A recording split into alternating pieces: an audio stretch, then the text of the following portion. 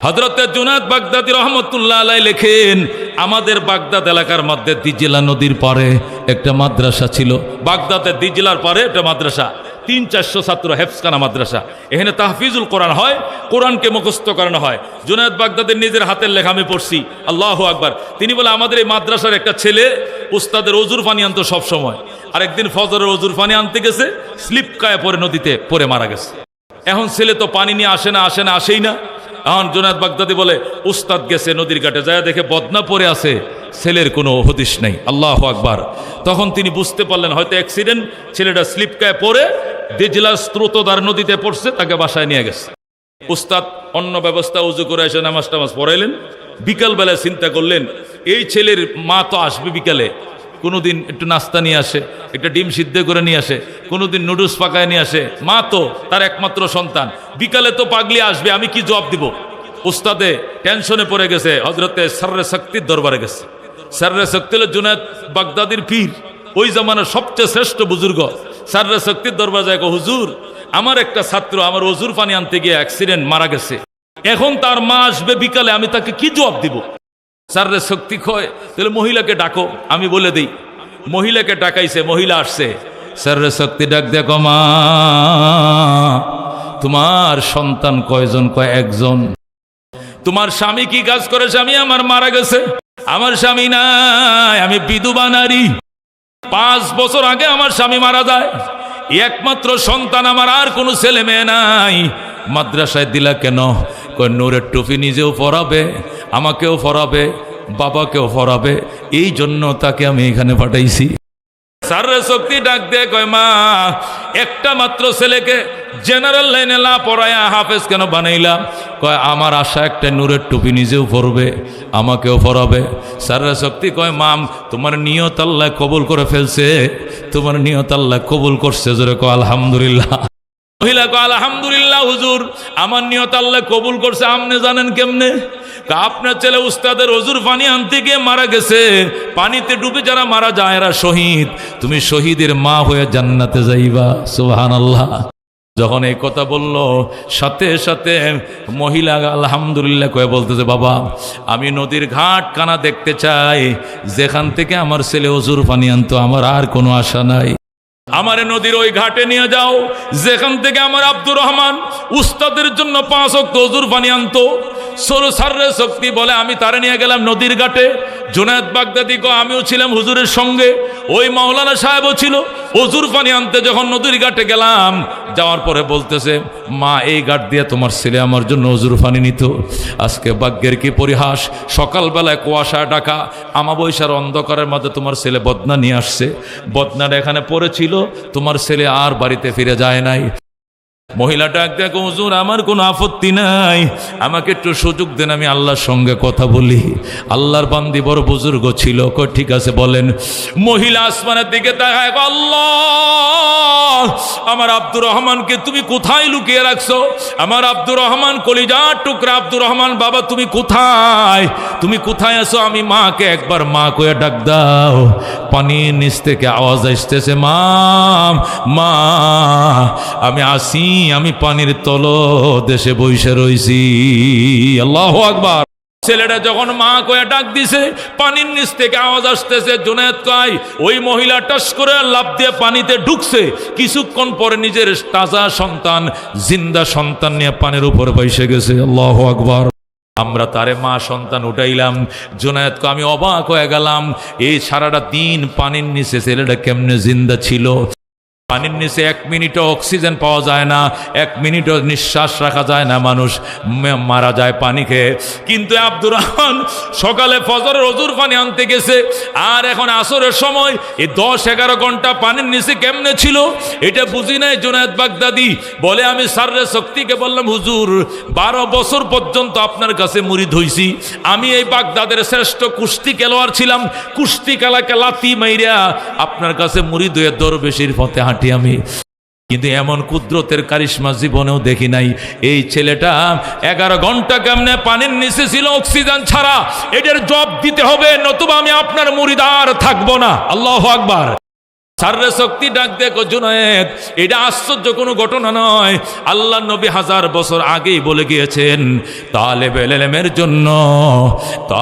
ইলমের জন্য ফেরেশতারা কান্দে, সমস্ত মখলুক কান্দে, এমনকি গর্তের পিপিলিকাও কান্দে, নদীর মাছ পর্যন্ত কান্দে।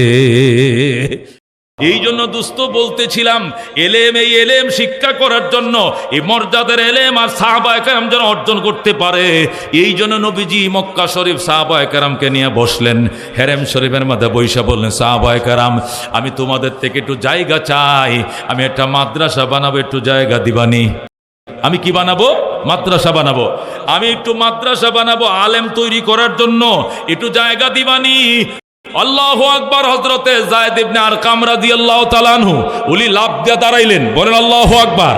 যায়েদ ইবনে আরকাম বলেন, ইয়া রাসূলুল্লাহ, আমার বাবা আরকাম ইবনে আবিল কিছুদিন আগে মারা গেছে, আমি ওনার থেকে ওয়ারিস সূত্রে একটা বাড়ি পাইছি ছোট্ট, সফা পাহাড়ের পাশে আমার ছোট্ট একটা কুড়ের ঘর পাইছি, এটা মাদ্রাসার জন্য ওয়াকফ করে দিলাম। সুবহানাল্লাহ। সাথে সাথে ওয়াকফ করে দিছে। নবীজি মক্কা নগরে এটাকে মাদ্রাসা বানাইছে। মাদ্রাসার ইতিহাস বুঝতে হবে, না হলে মাদ্রাসা বুঝবেন না। আমাদের দেশে এই নিয়ে অনেক তর্ক বিতর্ক আছে, এটার সমাধানের জন্য একটা ইতিহাস বলতেছে, শুনবেন ভালো করে। নবীজি মাদ্রাসার জন্য জায়গা চাইলেন কোথায়? মক্কায়। কোথায়? মক্কা নগরে। সাহাবায়ে কেরাম কারও এরকম দেওয়ার মতো জায়গা নাই। হযরতে যায়েদ ইবনে আরকাম বলেন, হুজুর আমার আব্বা আরকাম ইবনে আবিল, উনার থেকে একটা বাড়ি পাইছি দারে আরকাম, এটা আব্বা গত সপ্তাহে মারা গেছে, আমি ওয়ারিস সূত্রে পাইছি, এই জায়গাটা এই দারে আরকামটা মাদ্রাসার জন্য ওয়াকফ করে দিলাম। নবীজির সামনে যখন ওয়াকফ করে দিল, নবীজি এটাকে মাদ্রাসা বানাইলেন মক্কা নগরে। এই মাদ্রাসার প্রিন্সিপাল হলেন রহমতুল লিল আলামিন, ছাত্র হলেন সাহাবায়ে কেরাম, আর সিলেবাস হলো কোরআন এবং সুন্নাহ। জোরে কোন সুবহানাল্লাহ। এই মাদ্রাসা কওমি মাদ্রাসা ছিল। আল্লাহর হাবিব জায়গা খুঁজে নিয়েছেন, 10 জনের টাকা দিয়ে চালাইছেন। সাহাবায়ে কেরাম ছিল ছাত্র, নবী ছিলেন প্রিন্সিপাল, সিলেবাস ছিল কোরআন এবং সুন্নাহ। এইভাবে 13 বছর পড়াইছেন। কয় বছর? এরপরে নবীজি আল্লাহর হুকুমে মদিনা, মক্কা থেকে মদিনা চলে গেলেন। মদিনা যাইয়া তিনি সর্বপ্রথম মসজিদে কোবা বানাইলেন, আবু আইয়ুব আনসারীর বাড়ির পাশে মসজিদে কোবা বানাইলেন। এরপরে মসজিদে নববী বানাইলেন। মসজিদে নববী বানাইয়া মাদ্রাসার জন্য আলাদা জায়গা না খুঁজে নববীর কোণার ভিতরে কওমে মাদ্রাসার 2 নম্বর শাখা বানাইলেন। ওইটার নাম দিলেন মাদ্রাসাতুস সুফফা ফিল মদিনা। আল্লাহু আকবার। মদিনাতে মাদ্রাসাতুস সুফফা অথবা দারুস সুফফা, এই সুফফা নামক মাদ্রাসা 400-450 সাহাবী খেয়ে পড়ে থাকতেন।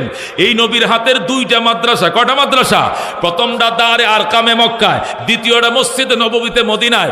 এরপরে নবীজির তিরোধান হয়ে যায়, আল্লাহর হাবিব দুনিয়াতে বিদায় নিলে। আল্লাহ নবীজির ইন্তেকালের পরে হযরতে আবু দারদা রাদিয়াল্লাহু তাআলা আনহু সিরিয়ার রাজধানী দামেস্কে কওমি মাদ্রাসার 3 নম্বর শাখা তৈরি করলেন। যেরকম সুবহানাল্লাহ। এটার প্রতিষ্ঠাতা আবু দারদা রাদিয়াল্লাহু তাআলা আনহু। হযরতে আবু দারদার মাদ্রাসা দেইখা হযরতে আব্দুল্লাহ ইবনে মাসউদ রাদিয়াল্লাহু তাআলা আনহু ইরাকের দ্বিতীয় রাজধানী, প্রধান রাজধানী নয়, দ্বিতীয় রাজধানী কুফায় দারুল উলুম কুফা তৈরি করলেন। যেরকম আল্লাহু আকবার। আব্দুল্লাহ ইবনে মাসউদ নবীজির সিনিয়র সাহাবী, ওই সিনিয়র সাহাবী আব্দুল্লাহ ইবনে মাসউদ ও ইরাকের দ্বিতীয় রাজধানী কুফায় কওমি মাদ্রাসার 4 নম্বর শাখা তৈরি করলেন। আব্দুল্লাহ ইবনে মাসউদের মাদ্রাসা বানানোর সিস্টেম দেইখা এই আদলে হযরতে আমর ইবনে আস রাদিয়াল্লাহু তাআলা আনহু মিশরের রাজধানী কায়রোতে কওমি মাদ্রাসার 5 নম্বর শাখা প্রতিষ্ঠা করলেন। যেরকম আল্লাহু আকবার।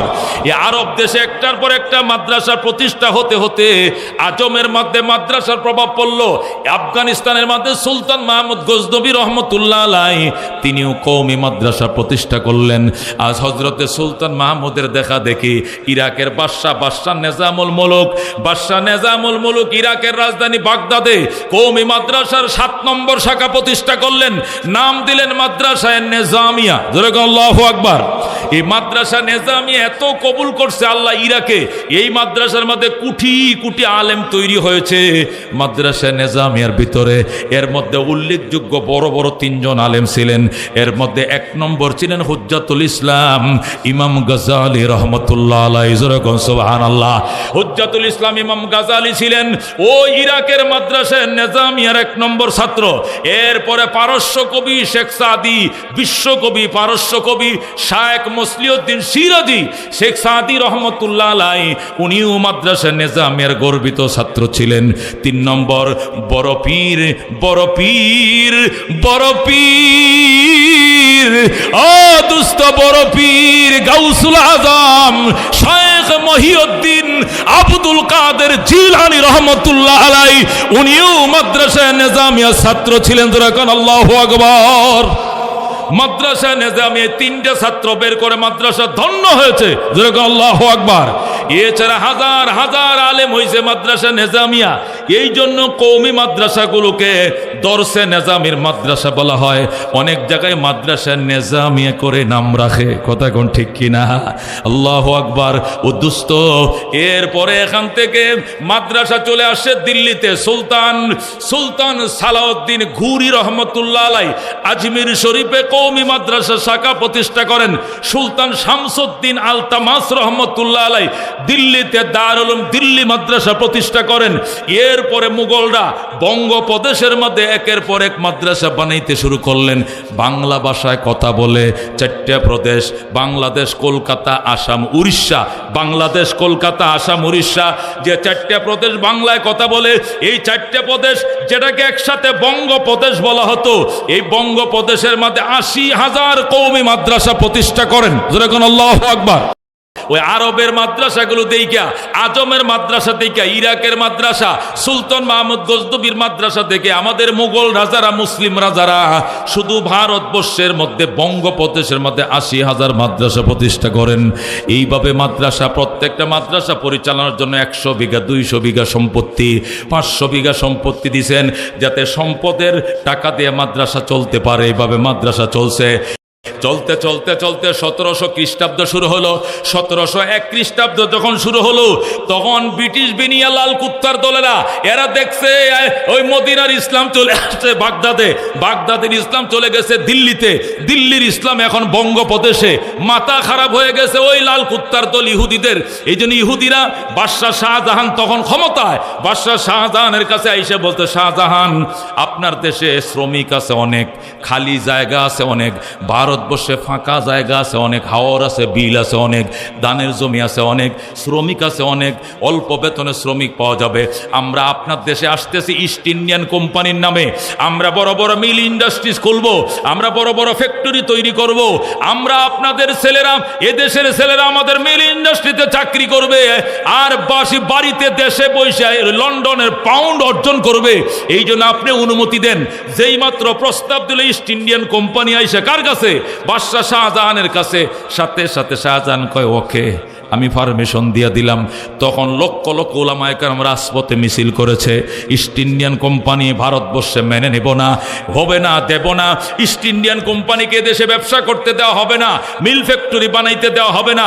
উলামায়ে কেরাম যখন থুকুর আন্দোলন শুরু করলেন, তখন শাহজাহান উলামায়ে কেরামকে জেল দিছে, সব মুলবিদেরকে জেলে পাঠাইছে। মুলবিরা দেশের উন্নতি দেখতে পারে না, অগ্রগতি দেখতে পারে না। মিল ফ্যাক্টরি হলে কর্মসংস্থান হবে, বেকারত্ব দূর হবে, কিন্তু ইসলাম যে চলে যাবে এটা তো বুঝে না। কথা ঠিক কিনা?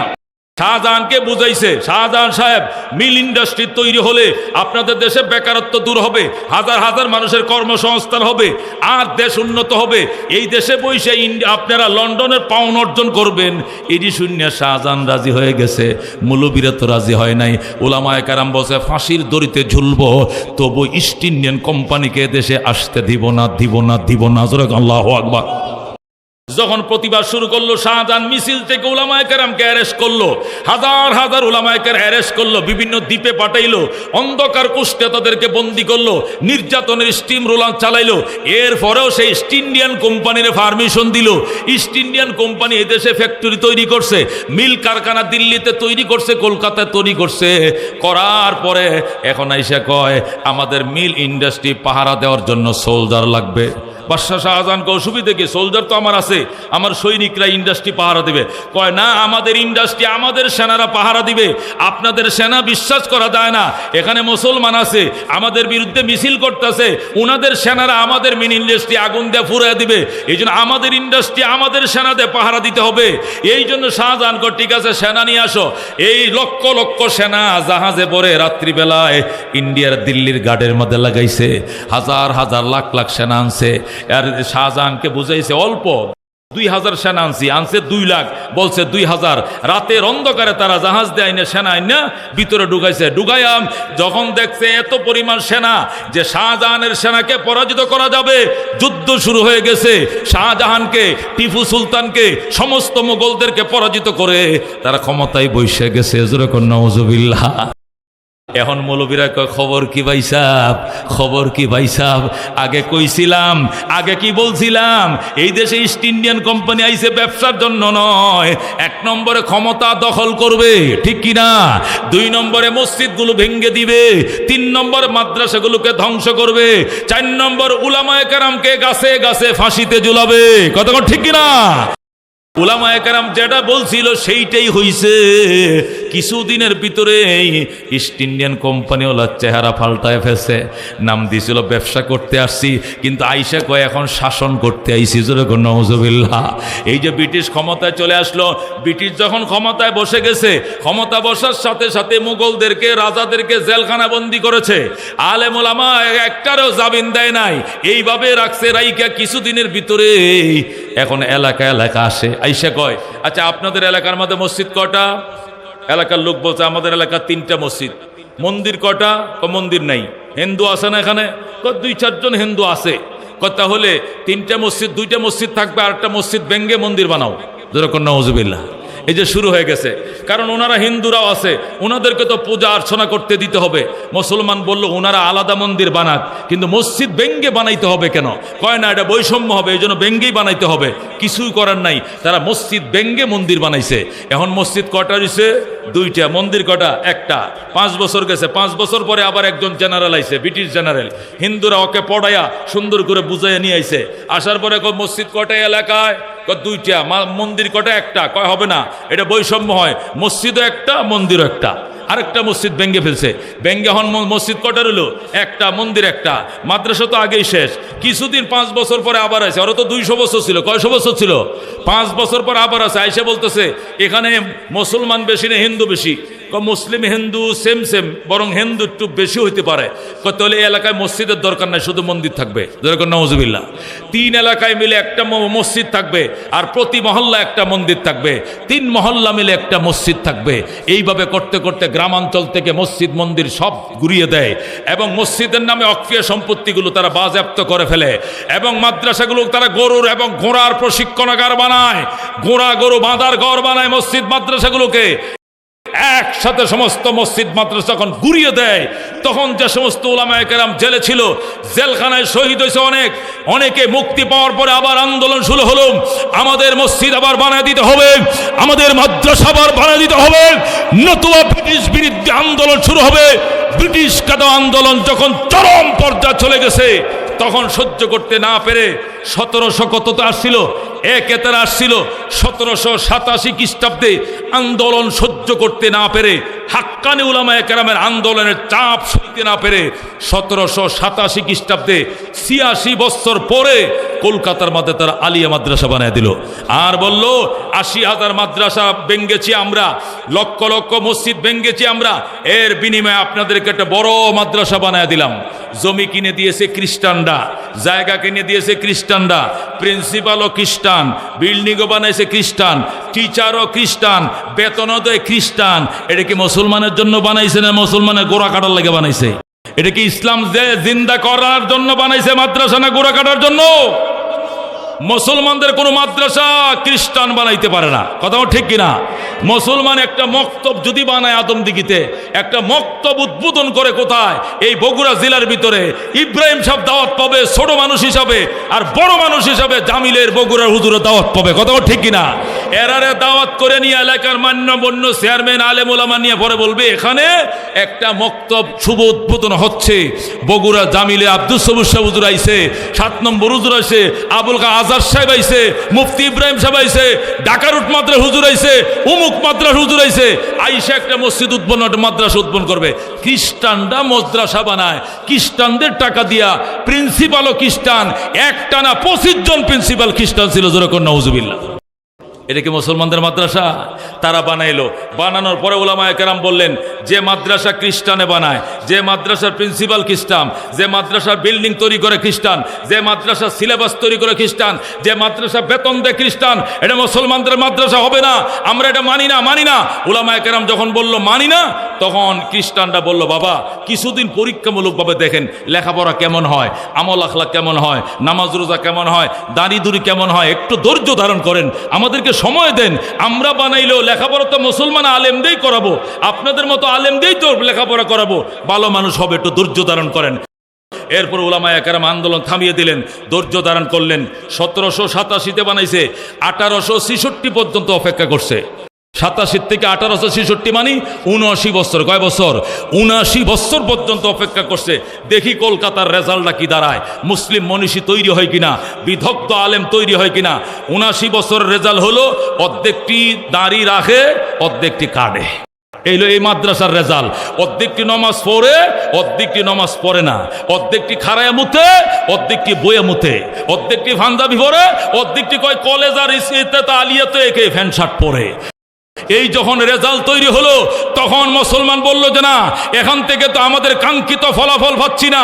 16 আনা ছেলে দাড়ি রাখতে হবে, 16 আনা ছেলে পাঞ্জাবি পড়তে হবে, 16 আনা ছেলে নামাজ পড়তে হবে, 16 আনা ছেলে দাড়ি টুপি পড়তে হবে, মেসওয়াক ডেলাগুলো করতে হবে, নতুবা আমরা এই মাদ্রাসা বানি না। যখন চাপ দিল, তখন লর্ড ওয়ারেন হেস্টিংস, তিনি ছিলেন ব্রিটিশের পক্ষ থেকে গভর্নমেন্ট প্রধান ছিলেন। এই লর্ড ওয়ারেন হেস্টিংস দিল্লি থেকে কোথায় গেলেন? লন্ডনে গেলেন। যাই বলেন, জাহাপনা যে চাপ মৌলবীরা দিতেছে, এই সান্ত্বনার মাদ্রাসা দিয়ে তারা সন্তুষ্ট নয়। ওরা নবীর হাতের ওই মাদ্রাসা চায়, দারে আরকামের মাদ্রাসা চায়, ওই আবু দারদার মাদ্রাসা চায়, আব্দুল্লাহ ইবনে মাসউদের মাদ্রাসা চায়, নবীর হাতের ওই কওমি মাদ্রাসা চায়। এই সান্ত্বনার মাদ্রাসা তারা মানে না। তখন বলল, একটা মাদ্রাসা বানানোর পারমিশন দাও, একটা কেন্দ্রীয় প্রতিষ্ঠান বানাবে, বেশি বানাইতে পারবে না। তখন ব্রিটিশ লর্ড ওয়ারেন হেস্টিংস, আন্দোলনকারী উলামায়ে কেরাম, নেতৃত্ব ছিল মাওলানা মাজদুদ্দিন রহমতুল্লাহ আলাইহি। জোরে বলেন আল্লাহু আকবার। মাওলানা মাজদুদ্দিন, মাওলানা মাজদুদ্দিন এদিকে আসো, যাও, তোমাদেরকে তোমাদের নবীর মাদ্রাসা কওমি মাদ্রাসায় বানাইতে দেওয়া হলো, আমাদেরটা থাক, এটা সরকার চালাবে, এটা সরকারের খাতে রইল। তোমরা তোমাদের নবী যে মানের মাদ্রাসা বানাইছিল, সেই আদলে আবার মাদ্রাসা তৈরি করো, তবে গোটা ভারতবর্ষে মাদ্রাসা হবে একটা, যেখানে খুশি মানাও। তখন উলামায়ে কেরামের 1 ডজন উলামায়ে কেরাম টিম গঠন করলো, হযরত কাসেম নানুতুবির নেতৃত্বে, আল্লামা সাব্বির আহমদ উসমানীর নেতৃত্বে 1 ডজন উলামায়ে কেরাম টিম গঠন করে রাওয়ালপিন্ডি থেকে একদম আমাদের বার্মার কোনায় পর্যন্ত, আরকান পর্যন্ত, আরকান থেকে রাওয়ালপিন্ডি, ইন্ডিয়া, কলকাতা, উত্তরপ্রদেশ, দক্ষিণ প্রদেশ, ইউপি সহ সারা বাংলাদেশ, পুরা পাকিস্তান, বার্মা সহ তারা চষে বেড়াইলো জায়গা নির্ধারণ, কোন জায়গায় বানাবে, কোন জায়গায় বানাবে। সফর করতে করতে রেঙ্গুন থেকে সফর করে কলকাতা পার হয়ে উত্তরপ্রদেশে গিয়া দেওবন্দ নামে গ্রাম দিয়ে যখন তারা সন্ধ্যাবেলা হেঁটে যাচ্ছিল, হযরতে সাব্বির আহমদ উসমানী বলতেছে, ঘোড়া থামাও, ইহাঁ পে মদিনা কে ইলম কে খুশবু আতি হয়। আল্লাহু আকবার। ঘোড়া থামাও, এখানে মদিনার ইলমের গন্ধ পাইতেছি, এখানে আমরা রাত্রে থাকবো। এই যে ইউপিতে, উত্তরপ্রদেশে দেওবন্দ নামক গ্রামের পাশ দিয়া উলামাদের এই ঘোড়ার বহর যাচ্ছিল, তখন তারা হঠাৎ মদিনার ইলমের গ্রান পাইছে, তারা রাত্রে এখানে শুয়ে গেছে। একটা মাটির মসজিদ, সাত্তা মসজিদ নামে, এই মাটির মসজিদে রাত্রে তারা ইস্তেখারার নিয়তে শুইছে, সেহরি খায়া শুইছে, কালকে নফল রোজা রাখবো, ইস্তেখারার দোয়া করে শুইছে, ইয়া আল্লাহ, ও আমার আল্লাহ, তোমার নবীর মাধ্যমে অথবা তোমার মাধ্যমে আমাদেরকে জানিয়ে দাও এই মাদ্রাসাটা কোথায় বানাবো, আমরা নবীর ওই দারে আরকামের নিয়মে মাদ্রাসা বানাইতে চাই। রাত্রিবেলায় তারা শুইছে, আল্লাহর হাবিব সাল্লাল্লাহু আলাইহি সাল্লাম সামনে হাজির। আল্লাহু আকবার। রাহমাতুল লিল আলামিন সাল্লাল্লাহু আলাইহি সাল্লাম নবীজির সামনে হাজির। বলে আল্লাহু আকবার। নবী ডাক দেখো, আয় আয় কাসেম নানুতুবি আয়। কাসেম নানতুবিকে নবী বাম হাতে ধরছে, দইরা নবীর ডান হাতে লাঠি ছিল, লাঠি নিয়ে আমার সঙ্গে লাঠি দিয়ে নবী দাগ দিছে। আমি লাঠি দিয়ে দাগ দিয়া গেলাম, আগামীকালকে সকালবেলায় নবীর লাঠির ইশারা যেখানে যেখানে পাইবা ওই পুরা এরিয়াটাই হবে দেওবন্দ মাদ্রাসার বাউন্ডারি। আল্লাহু আকবার। এই স্বপ্ন কাসেম নানতুবি দেখছে, লাভ দিয়ে ঘুম থেকে ওইটা সবার উঠাইছে, স্বপ্ন দেখেছি, পাইছি পাইছি, উঠো। সাব্বির আহমদ উসমানীকে কি পাইছ? আল্লাহর হাবিবের স্বপ্ন যুগে ইশারা দিছেন। কি ইশারা? কই এই ইশারা। সাব্বির আহমদ উসমানীকে আমিও তো এইটাই দেখছি। আল্লাহু আকবার। সাথী ভাইকে আমি এইটাই দেখছি। তারা সাথে যে 5-7 জন ছিল কাফেলা, সে এরপরে তারা সকালবেলায় ফজর পড়ে ইশরাক পরে যখন বেলা উঠছে তখন জঙ্গল দিয়ে হাঁটা শুরু করছে। দেখে নবীজির হাতের লাঠির দাগ জমিনে দেখা যায়। আল্লাহু আকবার। এরপরে দেওবন্দ মাদ্রাসা। এরপরে কি হলো? এই দেওবন্দ মাদ্রাসা থেকে লেখাপড়া করে আয়না বানাইছে হাটহাজারী মাদ্রাসা, হাটহাজারীর থেকে পয়রা বানাইছে পটিয়া মাদ্রাসা, সেখান থেকে জিরি মাদ্রাসা, সেখান থেকে লালবাগ মাদ্রাসা, সেখান থেকে বগুড়া জামিল মাদ্রাসা, সেখান থেকে জুম্মাপাড়া রংপুর মাদ্রাসা, সেখান থেকে আপনাদের ওই যে কোন দিকে এটার কি কয়, পুরসা মাদ্রাসা। এইভাবে হইতে হইতে ব্রিটিশ বাংছিল 80,000 মাদ্রাসা, আমাদের বাবা জানরা বানাইছে 1,80,000 মাদ্রাসা। তারা বাইঙ্গেত হয়ে গেছে 1 লাখ, আমরা বানাইছি 1,80,000। 1 লাখ তো শুধু আমাদের খালি মক্তবি আছে, নুরানি মাদ্রাসা। যেরকম আল্লাহু আকবার। ও দোস্ত, এই কথা কেন বলছি? এই কথা এই জন্য বলছি, আমাদের দেশের কিছু শিক্ষিত মানুষ বুঝে না বুঝে হুজুর আমাদের জেনারেল শিক্ষা একমুখী, কিন্তু আপনাদের ধর্মীয় শিক্ষা 2মুখী। কারণ কি? আমরা ইংলিশ মিডিয়াম পড়াই আর বাংলা মিডিয়াম পড়াই, যে মিডিয়াই পড়াই আমরা। ইংলিশ ভার্সনে পড়াইলে, বাংলা ভার্সনে পড়াইলে, যে ভার্সনে পড়াই, আমাদের শিক্ষা একমুখী, জেনারেল শিক্ষা। কিন্তু আপনাদের ধর্মীয় শিক্ষা 2মুখী। কারণটা কি? একটা হলো দাখিল আলেম ফাজেল কামেল, আর একটা হলো কাফিয়া সরাবেকা জালালান মেশকাত দাওরা। একটা সরকারি একটা বেসরকারি কওমি। 2 ধরনের কারণ কি জানতে চাই? প্রশ্ন করে, কতক্ষণ ঠিক না দোস্ত? এই প্রশ্নের উত্তর দেওয়ার জন্য বলছি, আমাদের মাদ্রাসা আগেও ছিল একমুখী, এখনো আছে একমুখী, সবসময় ছিল একমুখী। কিন্তু ওই বেয়াদব, ওই ব্রিটিশ লাল কুত্তার দল আইসা আমাদের মাদ্রাসাগুলো, নবীর মাদ্রাসাগুলো ভেঙ্গে তাদের মাদ্রাসা আমাদের কাঁধের উপরে ঝুলায় থেকে গেছে। কথা কোন ঠিক কিনা? এই জন্য দ্বিমুখী হয়ে গেছে। কওমি মাদ্রাসা নবীর হাতে বৃত্তি প্রস্তুত করা মাদ্রাসা। এটা দারে আরকামে নবী যেমনে বৃত্তি প্রস্তুত করছিল, মাঝখানে 166 বছর বন্ধ থাকার পর আবার দেওবন্দ মাদ্রাসা নবী স্বপ্ন যুগে ওহির মাধ্যমে আবার প্রস্তুত করে গেছেন। যেরকম সুবহানাল্লাহ। এগুলো ওহির মাদ্রাসা, এগুলো ওহির মাদ্রাসা। আমি আলিয়া মাদ্রাসা কোনো বদনাম করার জন্য বলছি না। আমার বাপও আলিয়া মাদ্রাসার কামেল ফাঁস ছিলেন, আমার ছোট ভাইও এখনো আলিয়া মাদ্রাসার কামেল ফাঁস করে আমাদের ইউনিয়নের কাজী। আমার বাবা দাখিল মাদ্রাসার সুপার ছিলেন। আমি বদনামের জন্য বলছি না। শিক্ষা ব্যবস্থাটা 2মুখী কেন, এটা বোঝার জন্য বলছি। শিক্ষা ব্যবস্থা আগেও একমুখী ছিল, নবী দারে আরকামে মক্কায় বানাইছেন, এখনো একমুখী আছে। মাঝখান দিয়ে একটা দ্বিমুখী একটা খুনসা মুশকিল আইসে গায়রে মুনসারেফ একটা আমাদের কাঁধের উপরে ব্রিটিশরা সরায়ত হয়ে গেছে, এরা চলে গেছে, সরকারের কাঁধে হয়ে গেছে। পাকিস্তান সরকার তাদের দেশে চালাইতেছে না পারে না পারিয়া, ভারত তাদের চালায়, বাংলাদেশ চালাইতেছে সরকারিগুলো। আপনার এই মাদ্রাসায় দেখেন আলিয়ার কামেল ফাঁসদারি যারা আলিয়াতে পড়াচ্ছে, এরকম অনেক আলিয়ার টিচারদের ছেলেরা আছে। মুফতি ইব্রাহিম সাহেব মাদ্রাসা হেফজখানা আজকে পাগড়ি পড়ছে, আজকে পাগড়ি পড়ছে। কতক্ষণ ঠিক কিনা? আমার তো মনে হয় যে ছেলেটা কেরাত পড়ছে, যে ছেলেটার নাম 1 নম্বরে আসছে, যে ছেলেটাকে কোরআন তেলাওয়াত করছে, যাকে প্রথম পাগড়ি পরানো হয়েছে, এই ছেলেটার বাবা আপনাদের আদম দিকে আলিয়াতে সম্ভবত টিচার। কথা কি সত্য? সত্য। গণিত টিচার। চিন্তা করছেন? কল্পনা করা যায়? কেন দিছে এখানে? আমরা পড়ছি। আমার বাবারে বলতো, এই মৌলভী কিতাব আলী সাহেব, আমনে দাখিল মাদ্রাসা সুপার, আপনি কামিল ফাঁস আলী, আপনার পুলাবান সবটা হাটাদারি পাঠাইতেছেন, দেওবন্দ পাঠাইতেন। কারণটা কি? কারণ আমি ঠকছি, আমার বাপে বুঝে নাই, অথবা ওই সময় এরকম অ্যাভেলেবল কওমি মাদ্রাসা ছিল না, আমার বাবা পড়াইছে। আমি তো বুঝি কোনটা সঠিক কোনটা বেঠিক, কোথায় গেলে কোরআন সুন্নাহর মজবুত এলেমটা অর্জন হবে, শুদ্ধ হবে, বিশুদ্ধ হবে, বিশুদ্ধর উপর বিশুদ্ধ হবে, আমলে আখলাকে তেলাওয়াতে জিয়ারতে সবথেকে ভালো হবে, এটা আমি বুঝি। ভালো কে চায় না, খোলা তেল কেউ খায় না, সয়াবিন তেল 2 টাকা বেশি হইলেও ইনটেকটা খায়। কথা ঠিক কিনা? আমি ভালো বুঝি দেখেই আমি আমার ছেলেকে হাটাদারি পাঠাইছি, দেওবন পাঠাইছি। আমার বাবা বলতেন, আল্লাহু আকবার, বদনাম উদ্দেশ্য নয়, কেউ আমি বদনাম করার উদ্দেশ্য বলছি না। দ্বিমুখী শিক্ষা কেন? দ্বিমুখী শিক্ষা না, আমাদের ইসলামী শিক্ষা একমুখী, আগেও ছিল একমুখী, এখনো আছে একমুখী। আরেকটা মুখী শিক্ষা সরকারিভাবে, এটা ব্রিটিশরা বানায় থয়ে গেছে, এটা এই দেশের কোনো মুসলমানে বানায় নাই। কোনো আলেম বানাইব দূরের কথা, আলিয়া মাদ্রাসা কোনো মুসলমানে ভিত্তি প্রস্তুত করে নাই। একদম কাট্টা কট্টর ইহুদি নাসারারা এই আলিয়া মাদ্রাসা কলকাতায় বানায় থয়ে গেছে, কত ঠিক কিনা? তারপরে এই কওমি মাদ্রাসা পড়ুয়া কিছু বুজুর্গ ওলামায়ে কেরাম এখানে দেয় বুখারী শরীফ পড়াইছে, বিভিন্ন হাদিসের কিতাবগুলো পড়াইছে। এই জন্য আলিয়াতেও এলেম যারা শিখছে, ওই কওমিতে পড়ুয়া ওলামায়ে কেরাম বুজুর্গরা ওখানে টিচারি করার কারণে আল্লাহ তাআলা আলিয়াতেও যতটুকু এলেমের বরকত দিয়েছে হাক্কানি রব্বানি উলামাদের সহবতের কারণে, কথা কোন ঠিক কিনা? আলিয়ার অনেক টিচাররা আছে তিন চিল্লার সাথী, অনেক টিচাররা সহিহ আকীদা বিশ্বাস করে, তাহাজ্জুদ মিস করে না, নিয়মিত তাহাজ্জুদ পড়ে। আলিয়াতে অনেক আছে, কথা ঠিক কিনা? কিন্তু সেই তুলনায় কওমির মধ্যে 100-এর মধ্যে অন্তত 99% আশা করা যায় ইলমে আমলে সর্বদিক থেকে শ্রেষ্ঠ। বাজান, দারুল দেওবন্দ থেকে হাটাদারির থেকে বাংলাদেশে 1,80,000 মাদ্রাসা, এর মধ্যে অন্যতম একটি মাদ্রাসা আদমদিঘি ফয়জিয়া দারুল উলুম মাদ্রাসা, কথা ঠিক কিনা? আজকে 25 বছরে মুফতি ইব্রাহিম 2,500 ছেলেকে হাফেজে কোরআন বানাইছে, আলহামদুলিল্লাহ। এই গোটা আদমদিঘিবাসীর নাজাতের জন্য তো আর কিছু লাগে না। আমি মনে করি একটা ছেলে কোরআনের হাফেজ যদি 10টা মানুষকে জাহান্নাম থেকে জান্নাতে নেয়, তাহলে 2,000-2,500 ছেলেকে যে হাফেজ বানালো 26-27 বছরে, আজকেও 42 জন ছেলে, প্রতি বছর 50 জন, 48 জন, 42 জন, 35 জন, 26 জন, 25 জন করে দ্বিতীয় আছে। এখান থেকে লেখাপড়া করে দাওরা হাদিস পাস করে বিভিন্ন জায়গার মুহাদ্দিস হয়ে গেছে।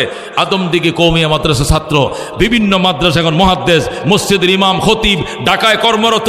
এটা আপনাদের গর্ব, কথা কোন ঠিক কিনা? এটি আপনাদের অহংকার, এটা অহংকার। আদমদিঘি 10টা কলেজ থাকলে, অনেক কিছু থাকলে, গর্বের বস্তু থাকলে, আদমদিঘি এই সদরে এই কওমি মাদ্রাসা, এটা আপনাদের গর্বের জিনিস, কথা ঠিক কিনা? এটি আপনাদের অহংকারের জিনিস। আজকে মারা গেলে জানাজার লাশ যদি এখানে আসে, যেখানে আল্লাহর এই বন্দারা কোরআন পড়ে বিকালবেলা হাঁটে খেলে, এই লাশ যদি পবিত্র জায়গা আসে, আর এই তালিব ইলম কোরআন সিনার মধ্যে নিয়ে যদি আল্লাহুম্মা গফিরলি হাইয়িনা ও মাইয়িতিনা করে ডাক মারে, তুমি সন্তান বেনামাজি সন্তানের দোয়া কবুল হতে নাও পারে, কিন্তু এই ছাত্রদের দোয়া মিস যাবে না। এই জন্য এলাকায় কেউ মারা গেলে ওসিয়ত করবেন, আমার লাশ কিন্তু শেষ গোসল পড়ার পরেই ইব্রাহিম মাদ্রাসা ঢুকবে। এই 2-10 কিলোমিটার বলে দেবেন, আমার লাশ কিন্তু মাদ্রাসা ঢুকবে। ঢুকার পরে ওই মাদ্রাসা ছাত্ররা আমার জানাজা শরীক হবে। আমার আত্মীয় স্বজন যারা লাশ জানাজা শরীক হইবা, ওখানে যাইবা, আমার লাশ ওখানে চলে যাবে। এটা আমার শেষ গর্ব। আমি শেষ ওই মাটি ঘুরাইয়া এরপরে আমার কবর আইন্য। রাজি আছো মুসলমান? রাজি আছো? বিশেষ করে আদমদিঘি অঞ্চলে যারা বাড়ি আছেন, ওসিয়ত করবেন যে আমার লাশটাদের গোসলের পরে আদমদিঘি মাদ্রাসা ঘুরে আসে। হাটাদারি এলাকায় কোনো লাশ মারা গেলে হাটাদারি ছাড়া তারা দাফন কি করে না, ওরা জানাজা পড়ে না। মক্কা মদিনার গোটা হেরেম শরীফে, গোটা হারামে মক্কা, গোটা হেরেমে মদিনার মধ্যে যে কেউ মারা যাক, জানাজা হবে মক্কা মদিনার হেরেমে। সালাম ফিরাইতে দেরি, আসসালাতু আলাল আমওয়াত, জানাজা হবে মৃতদের উপরে দেরি নাই। সব কি হাজি মরে খালি? একটা ওয়াক্ত ফাঁকি নাই যেখানে কি হয় না, জানাজা হয় না। সব কি হাজি মারা যায়? সব কি উমরাকারী মারা যায়? গোটা হেরেমে যারাই মারা যাবে বাইতুল্লাহর সাথে জানাজা হবে। যেরকম আল্লাহু আকবার। মদিনা অঞ্চলের যারাই মারা যাবে 100 কিলোমিটার দূর থেকে অ্যাম্বুলেন্সে করে মদিনার হেরেমে না জানাজা পড়ায়। কেন? বারাকাতের জন্য। ও আদমদিঘির মুসলমান, এই প্রতিষ্ঠান সুন্নাহর পক্ষে, বেদাতের বিরুদ্ধে সংগ্রাম করে মুফতি ইব্রাহিম মাদ্রাসা টিকায় রাখছে, কথা ঠিক কিনা? কোন বেদাতকে প্রশ্রয় দেয় নাই, যুদ্ধ করে আজকে 27 বছর এখানে 99 সালে প্রতিষ্ঠান করে। এখন তো একটা পরিবেশ হয়েছে। এখন প্রথম একটা জামানা এমন ছিল, কিয়াম না করলে, মিলাদ না করলে, খারায়া ওইটা না গাইলে টিকাই যাইতো না এলাকায়। সেই সময় মাদ্রাসা প্রতিষ্ঠা করছে যুদ্ধ করে। আর বগুড়া জামিলওয়ালারা, আশপাশের বড় মাদ্রাসা সান্ত্বনা দিছে, বাবা টিকে থাকো, আমরা দোয়া করতেছি ইনশাল্লাহ। আল্লাহর বান্দা ইস্তেকামতের উপর ছিল, টিকে ছিল। আজকে মাদ্রাসা গর্বের একটা প্রতিষ্ঠানের রূপ নিয়েছে, কথা ঠিক কিনা? অচিরে ইনশাআল্লাহ দেখবেন কমিটি সিদ্ধান্ত এই বিল্ডিংটা ভেঙে পিছনে নিবে, নিয়ে একটা শাহী মসজিদ এখানে নির্মিত হবে। এই সদরের মধ্যে একটা গর্বিত প্রতিষ্ঠানের রূপ নিতেছে ইনশাআল্লাহ। জায়গা হয়ে গেছে।